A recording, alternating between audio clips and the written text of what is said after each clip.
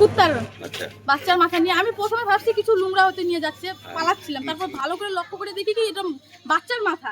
তারপরে আমি এই যে দাদাদেরকে সবাইকে বললাম কি দাদা দাদা দেখো তো কুত্তাটা বাচ্চার মাথা নিয়ে যাচ্ছে, কোথায় থেকে আসলো এটা, কুত্তাটাকে আটকাও আটকাও আটকাও, এটা ভিডিও করে আমাদেরকে মানে মিডিয়াওয়ালাকে জানাইতে হবে। তারপরে সবাই দৌড়াইছে আমার সাথে সাথে, আর আমিও বাচ্চাটাকে থুয়ে দৌড়াইছি কি এই জিনিসটা কোথায় থেকে আসতে পারে, কেন আমাদেরকে তো জানার দরকার। আজকে আমারও এই হাসপাতালে কি জানি আমাকেও আসতে হয়, তখন কি হয় না হয়, এতগুলো গার্ড আছে, কিভাবে কি হয় না হয়, মানে এখানকার গার্ড। আপনার কি পেশেন্ট আছে এখানে? হ্যাঁ পেশেন্ট আছে, কে ওঠে? আমার দিদি আছে। কি নাম? কুকুরটা কোথায় গেল? কুকুরটা ওইখানেই সামনেই আছে।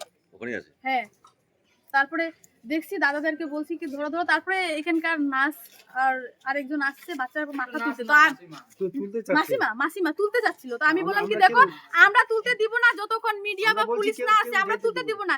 এটা কোথায় থেকে আসলো এটা তোমাদেরকে উত্তর দিতে হবে, আমাদেরকে বলতে হবে এটার অর্ধেক অংশ বডিটা কোথায় আছে, বাচ্চার বডিটা, এখন তোমরা আমাদেরকে এটার জবাবটা দাও। এখান থেকে এসেছে? আমার মনে হয় এখান থেকে এসেছে, বাচ্চার পুরো ওইখানে রক্ত টক্ত লাগিয়ে আছে বাচ্চাটার, মানে এটা বাচ্চা মানে ডেলিভারি হইতে মারা গেছে নাকি এখন ভগবান জানে।